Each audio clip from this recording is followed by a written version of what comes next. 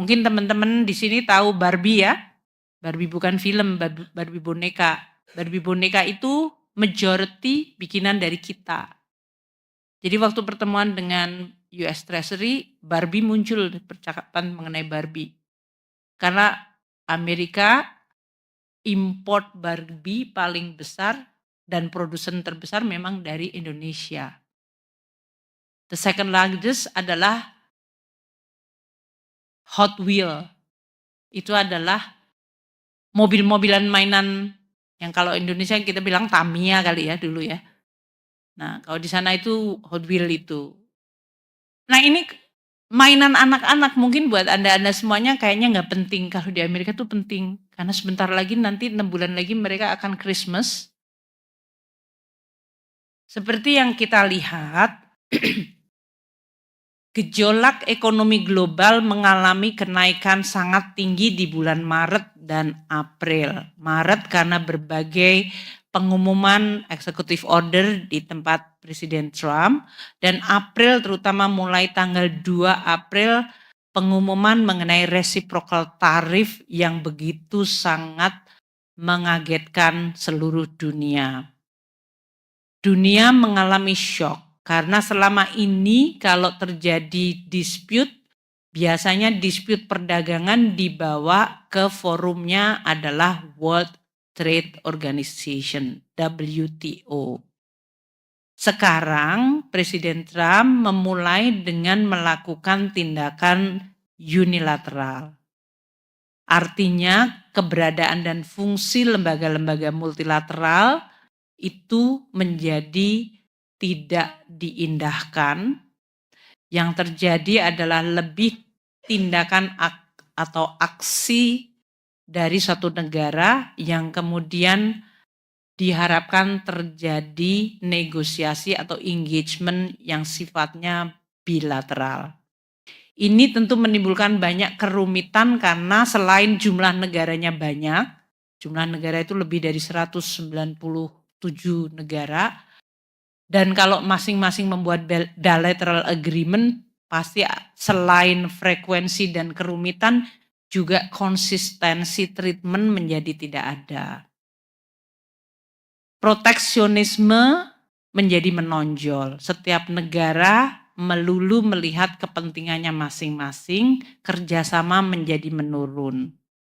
Ini menyebabkan ekspor turun, investasi menjadi melambat karena investor tidak mau mengambil posisi pada saat belum ada kejelasan arah dan tindakan.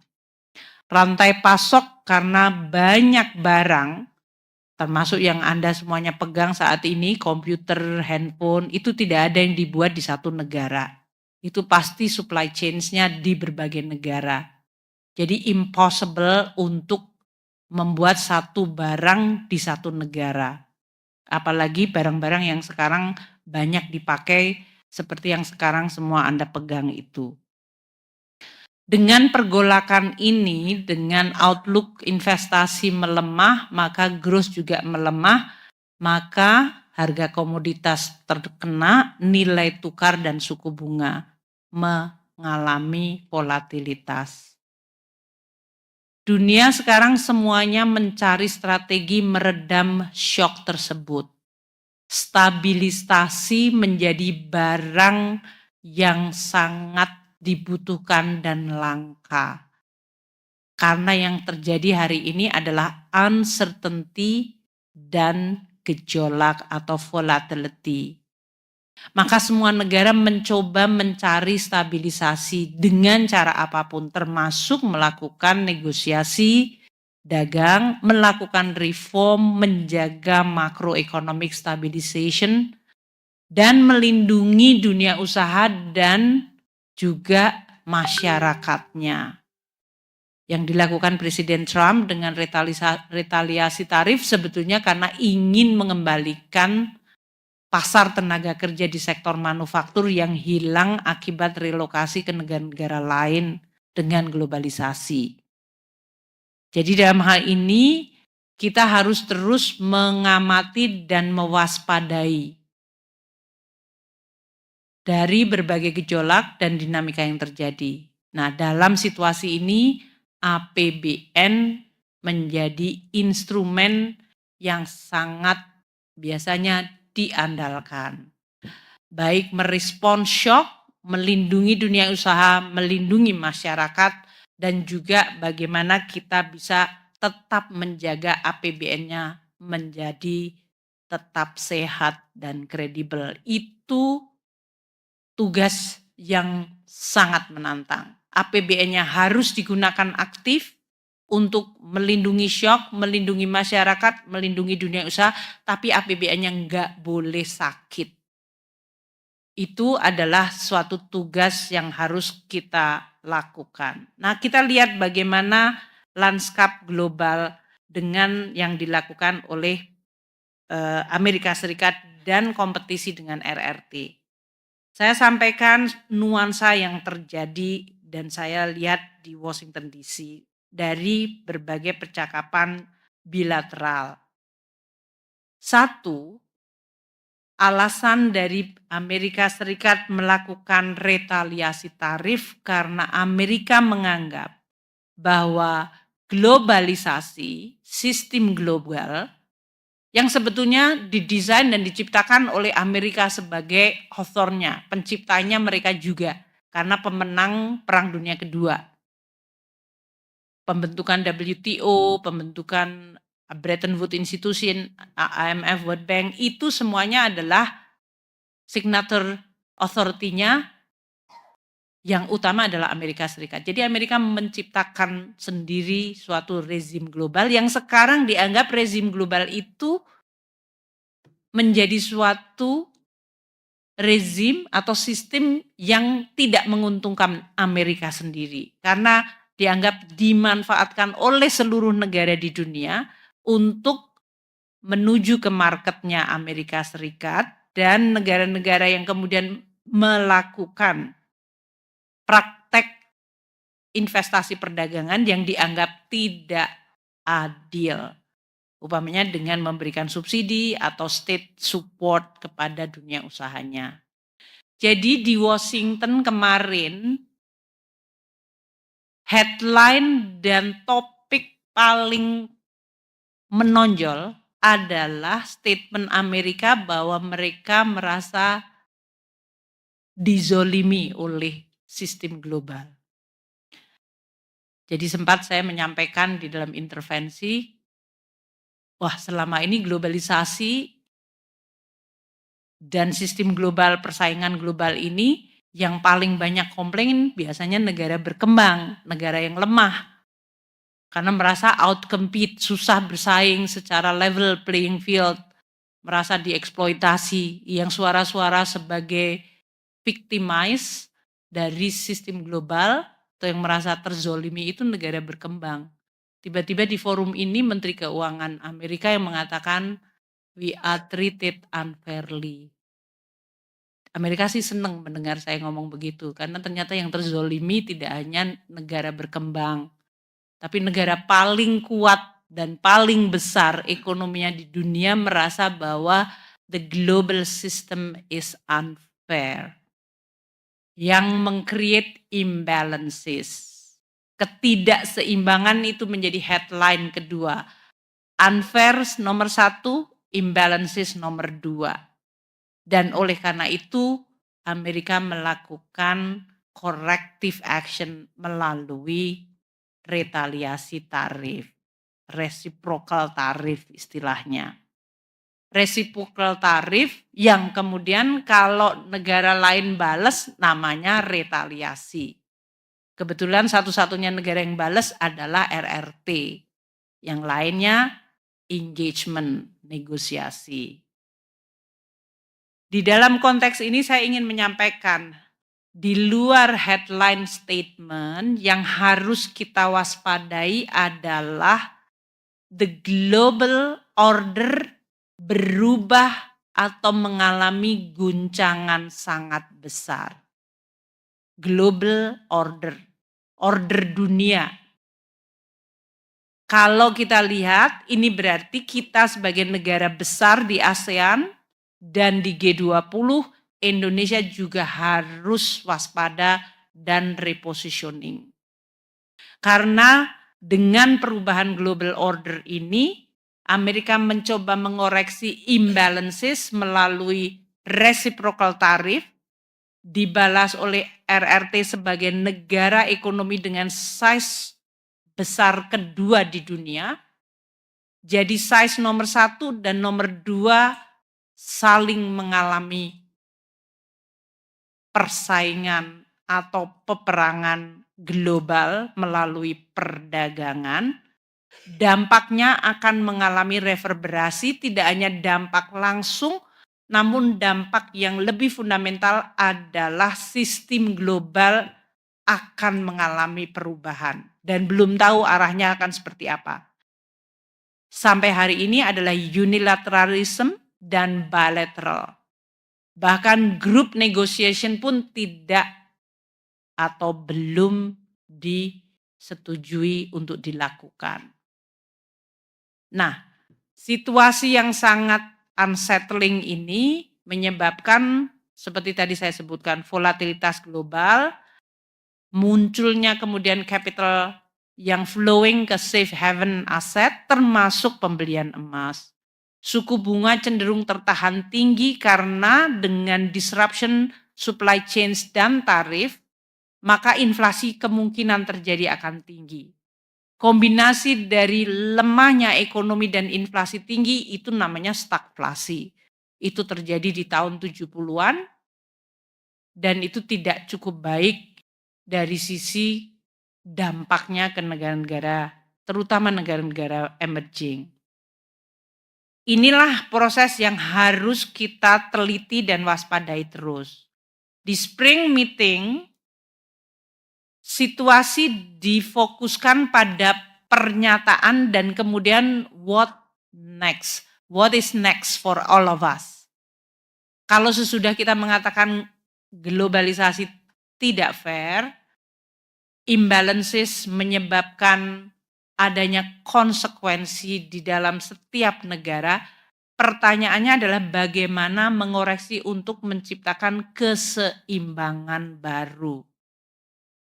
Kondisi hari ini, current imbalances, yang dianggap keseimbangan yang tidak optimal, tidak baik, harus dikoreksi menuju keseimbangan baru. Namun what kind of new equilibrium, dan dalam proses menuju equilibrium baru itu, apa yang akan menjadi konsekuensinya, ini yang belum terumuskan.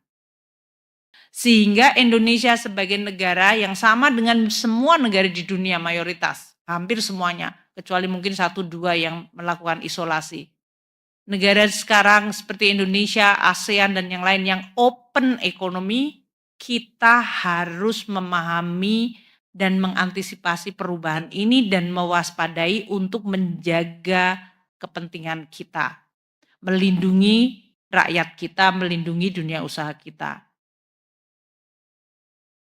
Hal lain adalah karena guncangan terjadi akan semakin frequent, kemungkinan terjadi potensi krisis keuangan di negara-negara lain, terutama kalau sektor keuangannya rapuh, makro policy-nya tidak stabil atau tidak koheren, dan confidence menipis, kemungkinan ada negara yang akan terkena krisis. Kalau ada terjadi krisis, safety net secara financial harus ada. Maka pembahasan mengenai yang disebut financial safety net, kalau kita selalu bilang social safety net, itu adalah membuat jaring pengaman sosial bagi masyarakat kita tidak mampu. Di level global keuangan juga ada konsep mengenai safety net, tapi financial safety net. Itu ada 3 layer. Layer pertama adalah di masing-masing negara, kalau di Indonesia itu adalah tugas KSSK. Layer di regional itu adalah seperti ASEAN plus 3, Jepang, Korea, Cina, kita membentuk ASEAN plus 3 dengan Chiang Mai Initiative. Layer global adalah layer di mana IMF dengan 194 atau 197 negara anggotanya menjadi global safety net. Itu kalau sampai terjadi guncangan dan menimbulkan krisis, apakah memiliki kesiapan baik dari resources maupun program substansinya. Ini menjadi salah satu pembahasan di spring meeting. Yang tidak menguntungkan negara-negara Afrika terutama, tapi juga beberapa negara developing lainnya, itu saat ini situasi setelah COVID sampai hari ini, ekonominya lemah, utangnya sangat tinggi, dan bahkan mereka dalam situasi kreditnya sudah macet dan tidak punya akses capital. Negara-negara ini sangat rentan, ada yang kehilangan akses capital dan bahkan dengan Amerika menyetop berbagai bantuan globalnya terjadi potensi kelaparan. Ini hal yang luar biasa perlu dari sisi peri kemanusiaan yang adil dan beradab. Indonesia kita juga memiliki keprihatinan. Nah, untuk menghadapi situasi ini, peranan dari Multilateral Development Bank, apakah itu Bank Dunia, Asian Development Bank, Islamic Development Bank, AIIB, European Investment Bank, Latin America, Inter-American Development Bank, African Development Bank, semuanya sedang diminta untuk reform agar mampu mengatasi terutama negara-negara yang tidak punya akses dan rakyatnya bahkan dalam kondisi yang kemungkinan sudah kelaparan. Terakhir tentu reformasi dan perkuatan ekonomi masing-masing adalah keharusan. Jadi reform di masing-masing negara menjadi penting dan kita perlu untuk terus menjalankan apa yang sudah diarahkan dan diinstruksikan Presiden Prabowo selama ini kepada tim ekonomi reform deregulasi.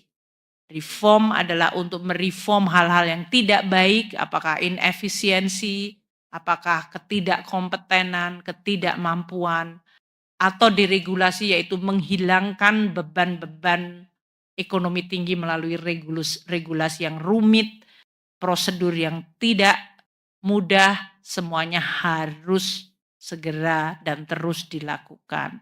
Ini supaya ekonominya produktif.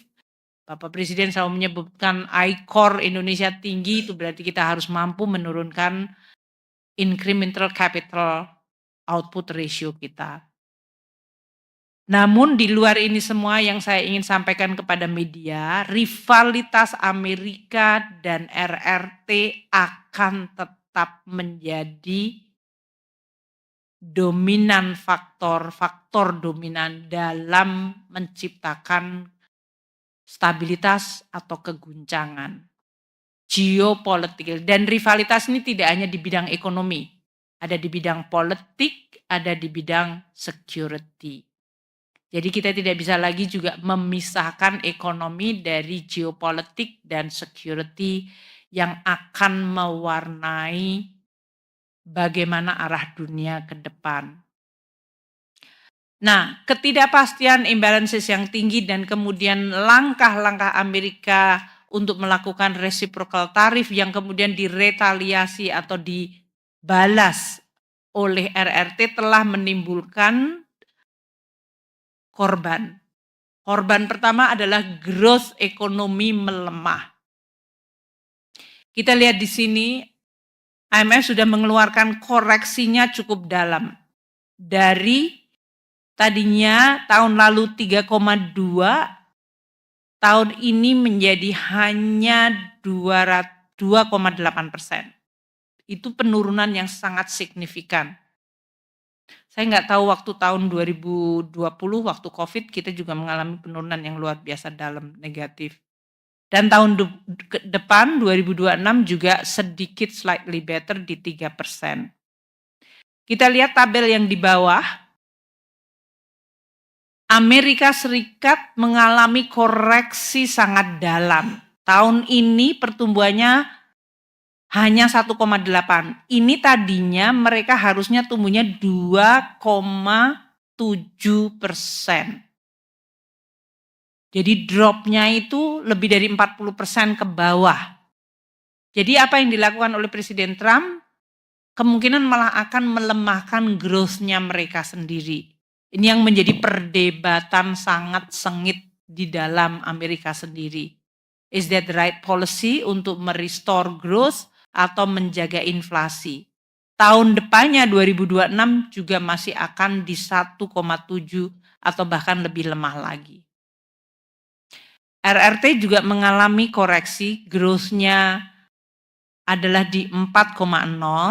Sayangnya nanti mungkin saya minta Pak Febrio untuk naruh forecast sebelumnya, walaupun ini ditaruhnya di kolom 34. Biasanya lebih mudah membandingkan dengan sebelumnya dengan yang sekarang. Tadinya Cina diperkirakan tumbuh 4,6, sekarang hanya 4%, artinya turun 0,6%. Tahun depan juga hanya 4%. Kita semua tahu Presiden Xi Jinping menginginkan pertumbuhan ekonominya di 5 sampai 5,5. Eropa dalam hal ini juga turun 0,2% menjadi 0,8, tadinya tumbuhnya 1% tahun ini. Jepang turun 0,2%, tadinya 0,8% menjadi 0,6.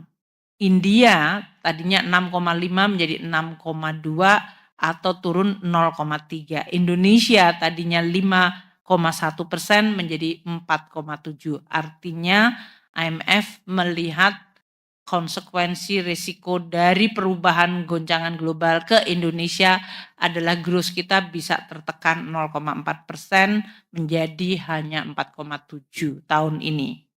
Itu IMF prediction.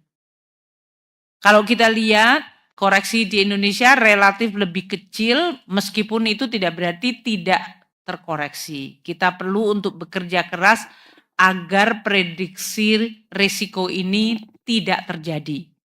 Harus ada compensating factor agar kita mampu memitigasi dampak negatif dari lingkungan global yang tidak bisa kita kontrol sepenuhnya. Retaliasi tarif dari Amerika Serikat dilakukan kepada banyak negara. Ini adalah negara-negara utama, yaitu yang kita sebut dari sini adalah G20 dan ASEAN saja. Dan kita lihat kalau teman-teman memasukkan Afrika lebih kasihan lagi. Afrika itu ada kayak Lesotho yang sangat kecil tapi kena tarif resiprokal yang sangat tinggi. Kita lihat di sini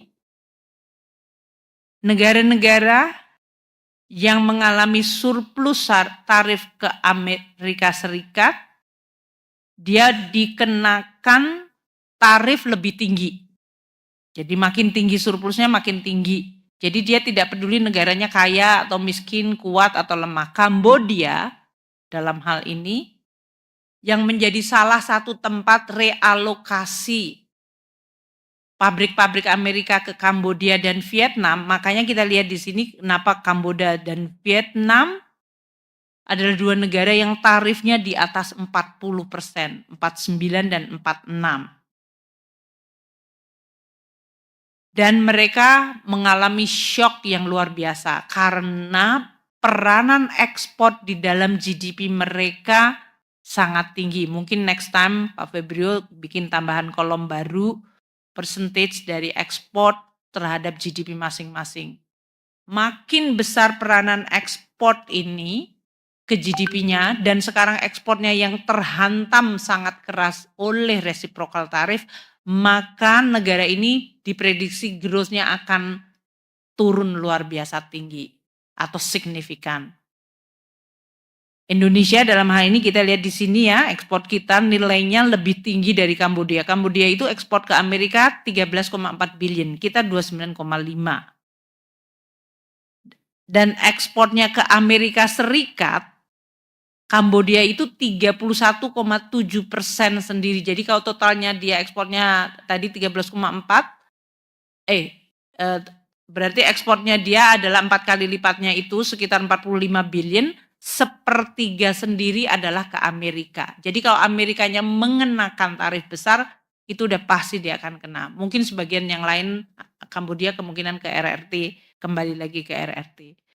Kalau kita lihat ini, maka akan lihat Indonesia ekspor kita 29,5, tapi ekspor kita yang 29,5 billion itu 2,1% dari seluruh ekspor kita. Jadi ekspor Indonesia terhadap GDP ya. terhadap 2,1% terhadap GDP yang ke Amerika, kan gitu kan? Jadi 29,5% itu adalah 2,1% dari GDP kita yang merupakan ekspor ke Amerika Serikat. Sehingga meskipun kita terkena tarifnya 32%, itu kalau terhadap total kue GDP kita yang terkena adalah 2,1%. Yaitu yang tadi 29,5. Negara-negara lain seperti Kambodia dan Vietnam itu sekitar 30% dari GDP-nya akan kena dampak signifikan dari tarif yang diterapkan oleh Amerika kepada negara tersebut. Kita lihat di yang lain, Meksiko yang di bawah nih, yang paling besar ya. Ini memang yang terkena itu. Jadi yang top 3-nya itu adalah Meksiko, Vietnam, Kambodia.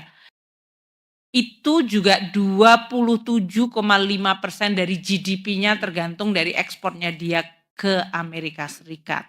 Kalau Indonesia 2,1%. Kambodia 31,7%, Vietnam 29,9%. Jadi kalau kita lihat dalam hal ini, dampak dari reciprocal tarifnya Presiden Trump ke negara-negara akan berbeda-beda. Dan ini akan mempengaruhi Malaysia, tetangga kita, 12,7%, di atas 10%, bahkan 12%, itu cukup signifikan. Atau Kanada dalam hal ini yang juga terkena cukup tinggi, 18,8%.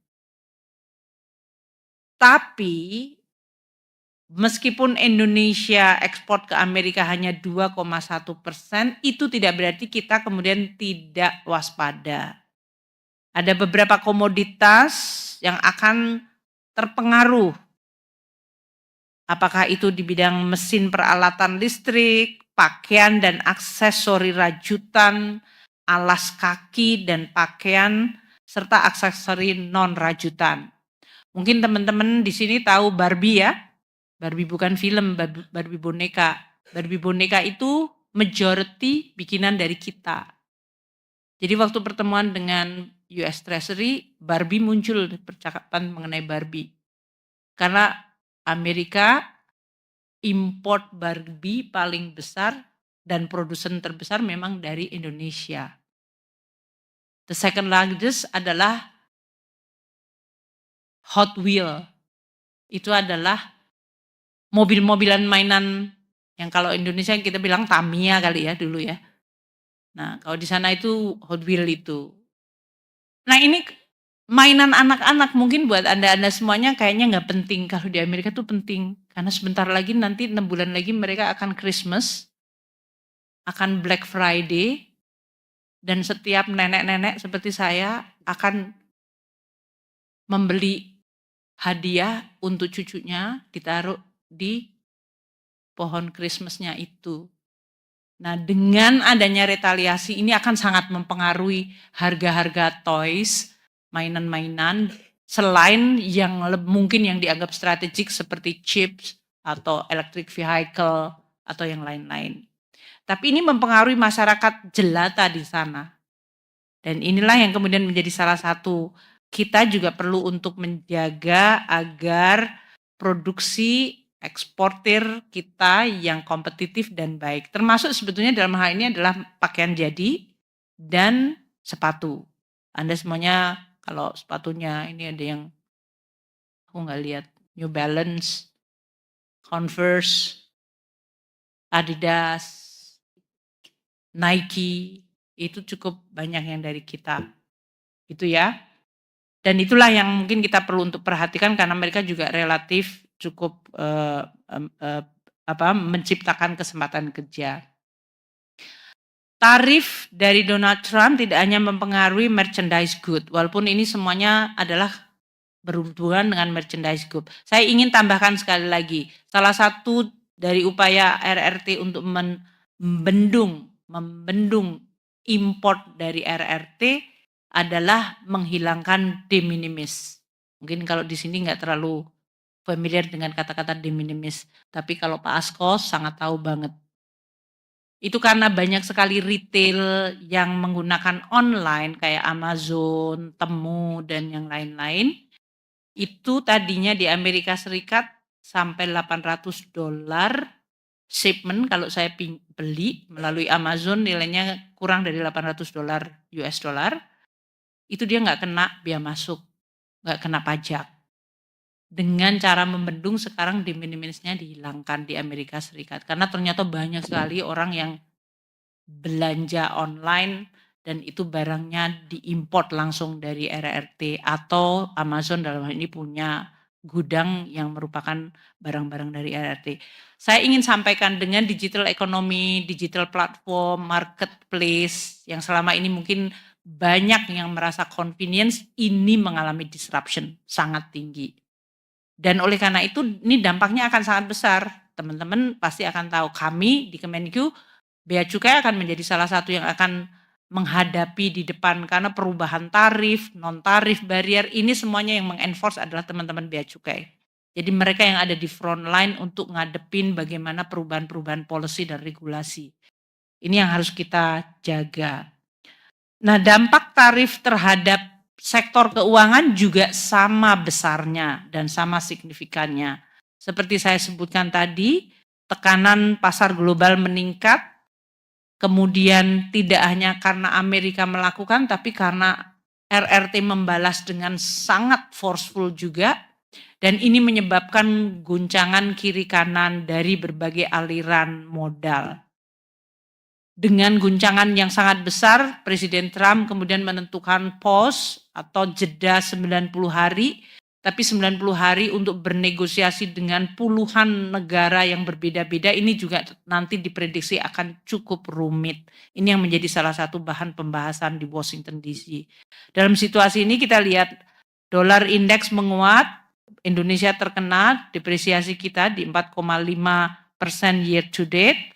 Stock price kita dalam hal ini mengalami koreksi di sekitar 5% dibandingkan banyak negara. Kita juga bisa lihat di sini ada yang negatif, ada yang bisa positif. Government bond kita juga sedikit mengalami koreksi 8 basis point dibandingkan negara-negara lain yang lebih dalam koreksinya, kita masih relatif baik. Safe haven ini adalah sekarang Euro dan Jepang.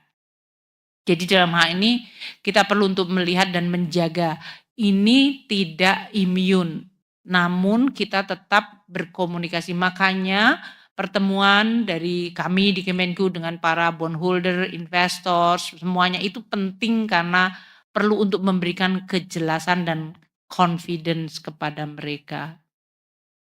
Dengan tarif tadi, dengan harga kemudian barang-barang yang cenderung naik karena adanya tambahan beban tarif, inflasi diperkirakan akan tetap tertahan di Amerika. Ini yang menyebabkan the Federal Reserve menjadi posisinya awkward, sulit mungkin kalau bisa dikatakan. Tadinya mau menurunkan suku bunganya 4 kali, sekarang dia hanya 2 kali kemungkinan, ini pun tidak pasti.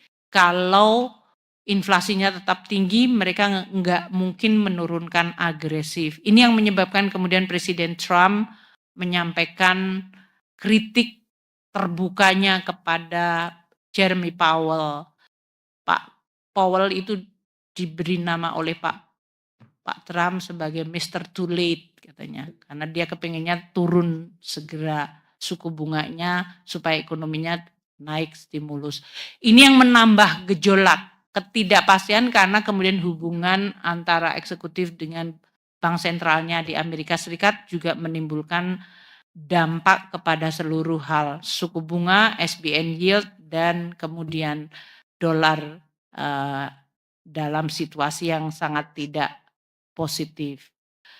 Nah, kami tentu harus terus menjaga. Kalau kita lihat US Treasury yang 10 tahun sempat mengalami kenaikan kalau kita lihat, dan US Treasury next.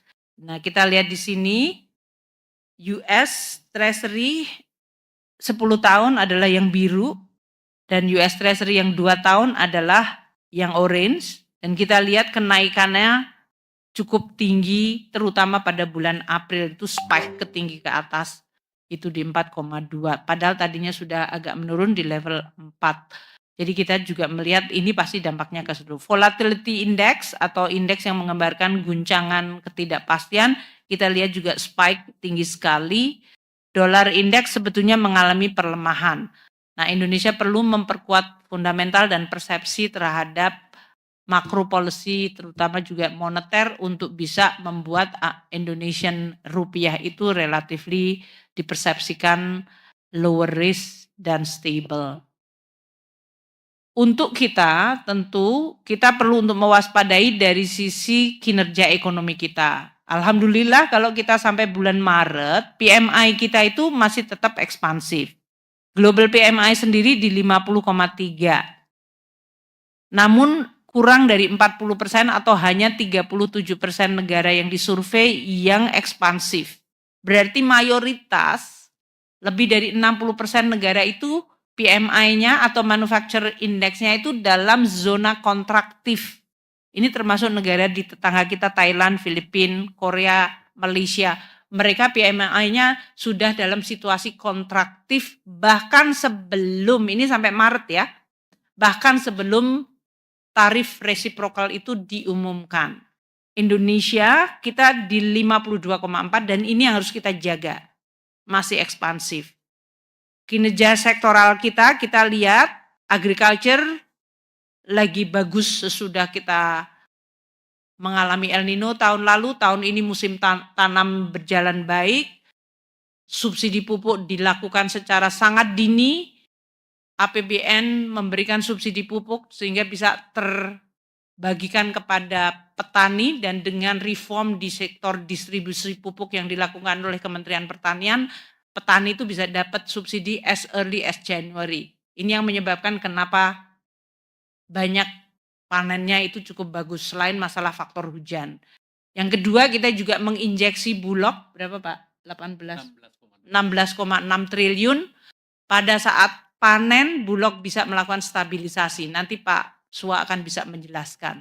Jadi waktu nanamnya pas, hujannya pas, pupuknya pas, waktu panennya distabilkan harganya sesuai instruksi Bapak Presiden 6.500, itu menyebabkan Indonesia posisi dari agriculture-nya sangat baik, 32,8%. Itu prestasi dalam situasi dunia goncang. Kalau pangan tenang itu adalah modal yang kuat. Manufaktur sektor kita masih tumbuh 9%. Dalam situasi yang guncangan ini adalah sesuatu yang harus kita jaga. Bulan lalu lebih tinggi lagi, kan PMI kita juga agak turun sekarang dibandingkan bulan lalu yang sebenarnya 53 kalau nggak salah, di atas 53. Tapi ini masih positif di 9% walaupun kita waspada karena trennya agak menurun. Yang masih negatif adalah mining sektor, negatif 26, tapi kita lihat trennya sudah naik. Kita berharap ini akan memperbaiki tren. Sedangkan untuk import, kita lihat import capital good kita melonjak tinggi, 27%. Ini saya harap pasti nanti akan memberikan dampak pada sektor produktif. Karena yang kita import adalah manufacturing good. Sedangkan consumer good itu negatif, kontraksi. Dan raw material di 2%. Oh, aku sudah harus berangkat ya. Ya, oke. Saya harus pergi, jadi nanti diteruskan oleh Pak Wamen. Nah, Ibu Bapak sekalian, saya cepat saja, tekanan harga terhadap komoditas masih dirasakan. Kita lihat untuk harga-harga komoditas ini nanti masih mempengaruhi PNBP kita dan penerimaan pajak. Harga minyak menurun, month to month-nya 9%, year to date-nya 10%. Coal kita masih month to month-nya turun 2,9%, year to date-nya 25%. Ini pengaruhnya nanti ke pendapatan negara. Harga CPO kita month to month-nya turun 10%, year to date-nya 13%. Komoditas mineral seperti copper, month to month-nya 4%, 4,3, year to date-nya positif 6,9. Harga beras ini kalau turun kita agak senang, meskipun harga di petani tadi tetap terjaga 6.500. Jadi harga beras di konsumen bagus, di petani juga bagus. Itu yang selalu kita harapkan. Karena konsumennya tetap dapat beras yang affordable, petani tetap bisa menjaga kesejahteraannya. Nikel juga mengalami penurunan 5,1% dan year to date 1,4. Inflasi saya rasa nggak perlu saya ulang karena ini udah bulan lalu juga sama. Indonesia beruntung menjaga inflasi yang rendah, yaitu tadi saya sebutkan IHK-nya di 1,03. Namun banyak yang mengatakan, oh ini berarti ekonominya lemah. Saya sampaikan sekali lagi, yang hijau itu adalah core inflation. Core inflation itu identik demand driven inflation. Jadi kalau demand driven inflationnya masih tumbuh 2,48, ini berarti ada demand-nya. Jadi tidak berarti demand-nya weak. Tapi karena supply side-nya kita perbaiki dengan logistik, dengan panen yang baik, dengan berbagai supply side insentif kita, maka kita juga mendapatkan headline inflation-nya rendah. Kalau yang kuning seperti yang saya jelaskan bulan lalu, ini adalah administered price karena kita berikan 2 bulan diskon listrik, mengurangi harga tiket waktu terjadi lebaran, itu sangat membantu luar biasa. Indonesia dari sisi inflasi itu menjadi salah satu yang di-envy atau diirikan oleh banyak negara yang menanyakan kok Indonesia bisa relatif rendah pada saat negara lain masih tinggi. Dan pertumbuhan ekonomi kita juga menurunkan pengangguran dan kemiskinan, ini juga sudah saya sampaikan. Jadi tidak hanya level of growth tapi juga welfare atau kesejahteraan masyarakat, tingkat pengangguran kita di 4,9, kita berharap akan makin menurun dengan banyaknya kesempatan kerja yang tercipta dengan program-program pemerintah maupun investment. Kemiskinan kita juga terus menurun. Jadi in short, saya akan sampaikan pertumbuhan ekonomi kita masih relatively decent di 5,02. Tadi walaupun ada risiko, growth di sektor permintaan, di sisi permintaan konsumsi masih di 4,94 dibandingkan tahun lalu sebetulnya lebih kuat. Investment di 4,61 tahun lalu juga lebih kuat di tahun 2023 maksudnya. Konsumsi pemerintah juga bagus. Ini adalah growth di 2024. Kita berharap momentum ini kita jaga dengan berbagai macam yang terjadi saat ini, yaitu ketidakpastian global. Dari sisi produksi juga kita lihat, nanti pertanian yang tahun lalu hanya 0,7, kita harap akan meningkat, itu sebagai salah satu hal yang positif. Karena pertanian itu masih memberikan kontribusi 12,6% dari GDP kita. Pertumbuhan ekonomi kita perkirakan masih akan relatif baik dibandingkan negara lain. Kalau kita lihat di sini, kita itu ada di pojok kiri adalah termasuk yang kelompok tinggi growth-nya. Tapi tadi seperti Vietnam akan terhantam dengan retaliasi tarif. India masih akan relatif bagus. Cina juga akan terkena dampak dari retaliasi tarif. Filipina relatif modest juga hampir sama dengan kita. Jadi yang sebelah kiri kita yang relatif lebih tinggi itu Vietnam, Cina yang barangkali akan mengalami koreksi lebih dalam. Sedangkan yang sebelah kanan adalah negara G20 dan ASEAN yang dalam hal ini masih relatif lebih rendah dibandingkan Indonesia. Momentum ini akan kita jaga meskipun IMF memberikan forecast bahwa pertumbuhan tahun 2025 ini akan terrevisi ke bawah karena akibat perkembangan yang terjadi di Amerika dengan retaliasi. Tapi kita akan tetap mencoba menjaga. Jadi terakhir saya ingin sampaikan, Indonesia kami bersama Pak Menko, Pak Luhut sebagai Ketua DEN, kita terus melakukan pendekatan terhadap Amerika dengan memitigasi apa yang sekarang ini sedang terjadi. Karena Amerika menyampaikan pause 90 hari, memang mereka akan terus dan akan mengumpulkan banyak negara, tapi Indonesia adalah termasuk negara yang lebih cepat dan siap untuk menyampaikan suatu proposal negosiasi. Ini disebutkan oleh Sekretari Bessent menguntungkan, karena di Amerika sendiri pengambilan keputusan tetap terpusat pada Presiden Trump dan tadi US